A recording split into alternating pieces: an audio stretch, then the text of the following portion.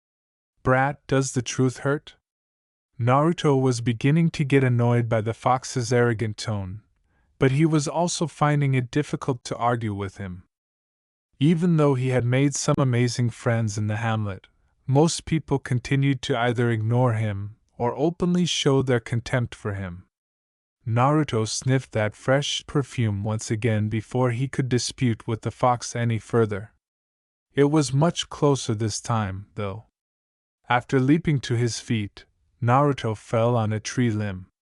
He noticed several men with odd weaponry as he peered out into the forest. He tried to listen in on them with his enhanced sense of hearing. As he got closer to Naruto's temporary residence, one of the figures remarked, "Approaching area where energy signature was last located." Another of them replied, "Be careful. Don't want to alert the target." Naruto needed to know, so he booked it out of there. These guys were searching for him, but he didn't know who they were. It couldn't be good either. He started to move by leaping from tree branches while trying to be as quiet as possible. He can effortlessly clear any distance with his little frame. He smirked as he readied himself to leap once more. He was so focused on keeping quiet that he didn't realize the following branch was dead. Ah! With everyone watching, he plummeted more than 50 feet to the icy ground. A half-dozen black-clad men were now looking at Naruto, and he could only say, "Ow, that hurt," with one hand up in greeting. "Hi! Target spotted! Take him down! Run, you fool!" From within Naruto, the fox let forth a growl. Ignoring the discomfort from his strangely bent arm, Naruto pushed by a number of the troops as they took off at amazing speeds. Naruto would stop complaining about it since he didn't want to be discovered by these folks, even though it ached like a bitch. It seemed as though he had nothing to worry about because the break was still healing. Naruto saw a tiny dart fly by him and strike a tree in front of him after hearing a loud bang behind him. Shit! Naruto channeled energy to his legs and ran even faster after witnessing these odd darts. Target is out of sight. Moving in unknown speed southwest. Unit 3 is in the area. Stay on this freak and bring him down. Naruto raced faster than he had ever gone before, and he knew what to do when he noticed reinforcements approaching. These men were arriving in those weird contraptions known as cars. He would have to leave quickly. Kagebushin no Jutsu. A cloud of smoke revealed several clones. He may still employ his signature technique even though his chakra control could be worse than usual at the moment. As they all ran up into the trees, one of the soldiers exclaimed, "Shit, now there's 10 of the brat." The blonde grinned. Naruto soared past the guards, jumping from tree to tree. He was free to go home. Then he felt anguish shoot through his body as something was drilled into him. "I shesh Hyatt!" He fell and struck the woodland floor for the second time that day. As many troops approached him, pointing their weapons at him, he lay there. Pushing past the troops, a fresh stranger looked down at Naruto. His equipment was more advanced than the rest, and he was also carrying one of those odd weapons. Reaching up, he touched something near his ear. Naruto assumed it was some kind of communication device. Agent Zero turned to one of his comrades and remarked, "This Agent Zero. Target acquired. Returning to base now. Put this kid under already." "Yes, sir." The soldier leveled his weapon and hurled one of those darts at Naruto before he could respond. Naruto's vision became dizzy. "Geez, this kid's still going." Naruto was completely dark after another dart struck him.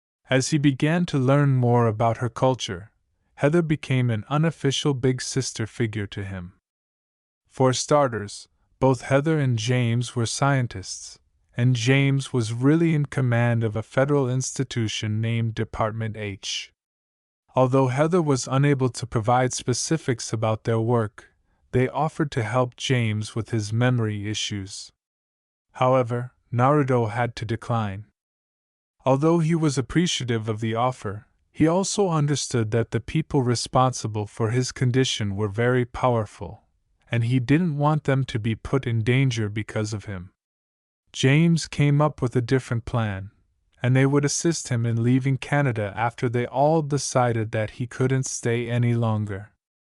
At first, they simply needed to figure out where Naruto would go, and Heather suggested that he close his eyes and place his finger anywhere on the map, and that's where he would go. After doing that, Naruto was able to determine his destination. "Do you really intend to go there?" Concerned about the young man, James inquired. "This whole thing must be crazy, right?" "Jimmy, don't worry about me." As he examined his ticket and passport, Naruto said, "I can take care of myself." He was actually doing this. "Kid, I know you can look for yourself," James quipped. "It's the world I'm worried about," while shaking Naruto's hand. Despite their difficult beginning, the two had grown to enjoy each other's company since they both shared a deep affection for Heather. As she gave the younger blonde a hug, Heather appeared on the verge of tears. "Give us a call when you land, alright, Naruto?" "You know I will, Heather." Naruto grinned, since the redhead had grown to be his closest relative, and he would miss her terribly. The moniker she had given him after he had battled the bear was, "Take care of yourself, Wolverine." According to Heather, he reminded her of the ferocious animal, thus the name stuck. "To Heather, you." After saying goodbye, Naruto turned and headed for his terminal, saying, "Gotham City, here I come. And if anything comes up, you know where to find me." As he examined to see if the man was still alive, the referee said, "Damn. Told ya not to kill him, Naruto." "Yeah, and he shouldn't have tried to kick me in my balls, Mac," Naruto said over his shoulder as he exited the ring. He could still hear the man's heartbeat, proving that he hadn't broken any rules, and the crowd was now chanting his name repeatedly. Naruto grinned as he raised his arms and yelled to the crowd's approval. He had arrived in Gotham a little over a month ago with just $50 and the fictitious passport that James and Heather had given him. And here he was, trying to earn a life while battling Gotham's alleged fiercest. As he made his way to the locker room, Naruto reflected, "It's not the prettiest work." Two medics were carrying his opponent out on a stretcher. "But I'll be damned if it isn't fun." He thought he heard someone laugh, but he dismissed it. It had been more than a month since the voice had been heard. And that was how he was going to keep it. Naruto pushed open the door to the locker room and started taking off his underwear and fight shorts. He groaned and inhaled the air. He was in dire need of a shower. He took a long swig of water from the water bottle he had taken out of the locker that the other combatants had informally designated as his. He sighed to himself and threw the bottle back in. He muttered to himself, "Needs something stronger," and reached for a towel. It was still quite early in the evening. His 3 brief battles weren't really hard. He was becoming disinterested in his work. A nice glass of whiskey might make him reconsider. Naruto turned the nozzles as he entered his shower. Naruto swiftly washed himself once a good mixture of hot and cold water sprayed out. He finished quickly and started to dry off.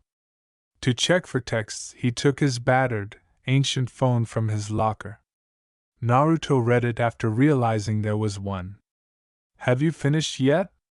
it said. "Just got done,"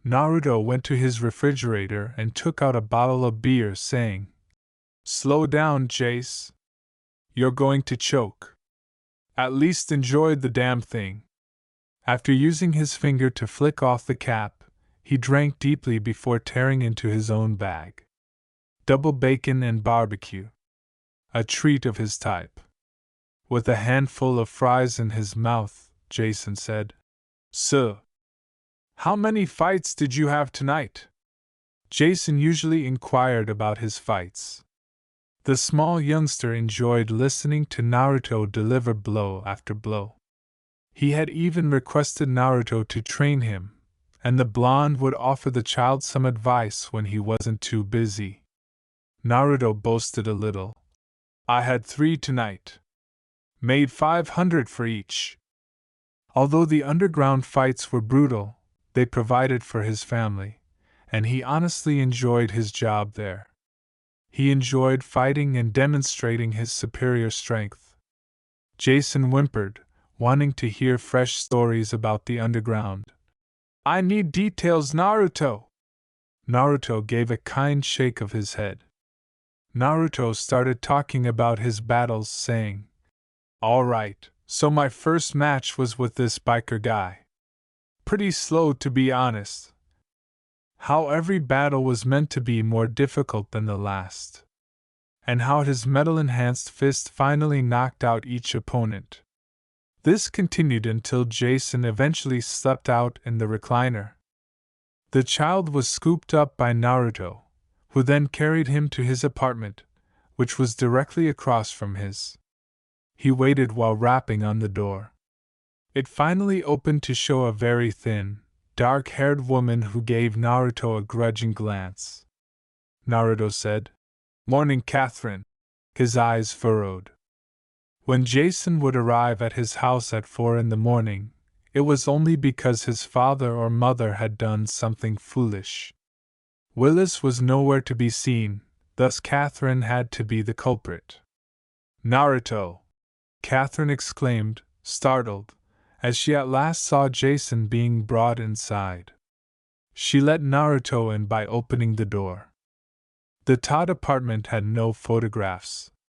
Naruto detested the fact that there were no toys lying around to suggest that a young child lived here because he was the only one who deserved a nice life.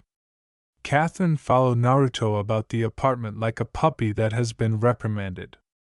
He went inside Jason's room and placed him on his bed, saying, "I didn't realize that he was over at your place." A cursory look around the room revealed a few of the few things that truly belonged to the child. Most of the walls were covered with posters of rock bands like AC/DC and Metallica. A little over a week ago, Naruto used some of the money he had left over from one of his battles to purchase an old-fashioned television and a PlayStation 2, which were both stuck in a corner of the room. Naruto made sure Jason looked over the stack of school books next to his bed each night. However, because it was summer, he had been letting the child get away with it lately.